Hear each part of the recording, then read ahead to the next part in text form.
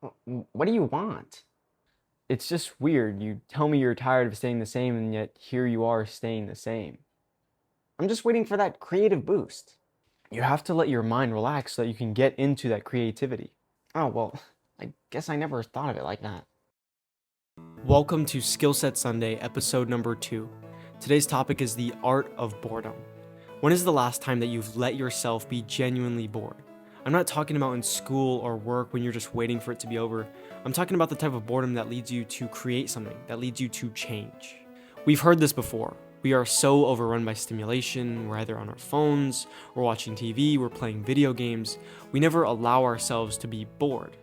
And I came up with this term. I call it the original thought, which is nothing. Our original thought was nothing, but from nothing stems everything. We should always be in the pursuit of this original thought. Our brain loves stimulation. Our brain loves activity.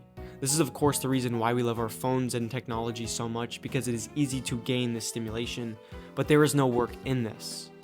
Everybody talks about the obesity epidemic, but nobody talks about the infobesity epidemic. Similar to how people struggle with an overconsumption of junk food, we are now struggling with an overconsumption of junk info. Our minds are so packed to the brim, we're not able to properly process information. This is constricting and hindering our ability to think. Before we had to come up with our own entertainment. When I was 8 years old, if you gave me a couple of action figures, I would come up with a whole story in my head that would rival the plot of Stranger Things. And I know that our greatest ideas or thoughts or inventions come forth from boredom. But therein lies the issue. We are never allowing ourselves to be bored, and there is almost no incentive to be bored. And we are not even gaining the same satisfaction. Coming back to the infobesity idea, the information junk that we are consuming doesn't even hit the same as when we first started. Let's be honest, being bored kinda sucks, and it's way easier to gain that stimulation from our phone. But if you are the type of person who wants to achieve or create great things, and I know that you are, then embrace boredom. Our brain craves stimulation, and so it's going to make up something. Have you ever seen those videos of the people who go into the rooms that are completely dark and completely silent and they almost go insane? The brain has to make up for this silence, so it of course does so by generating these amazing stories and ideas. We've seen this throughout society, and your brain is no different from any other. You have this skill as well. Of course, it is to be developed. This is one reason why I love meditation so much. It forces us to be bored. It forces us to come back to that original thought or nothing. We are unlike any other animal.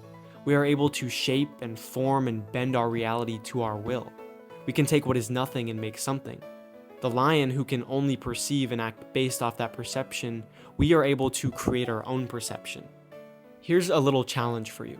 I want you to choose any topic, anything that you want to work towards, and then I want you to sit down and close your eyes and for 10 minutes meditate simply on that topic, anything that you want, and see what becomes of it. Afterwards, you may also choose to write down anything that you have come up with. And I'll leave you with this. There is a sort of chaos that comes with absence, and it's a little bit scary. But within you, there is a spirit that challenges the chaos, that shapes and molds it, taking what isn't yet but could be. Choose boredom. And remember, give your gift to the world. Slam dunk, are you ready to meet me?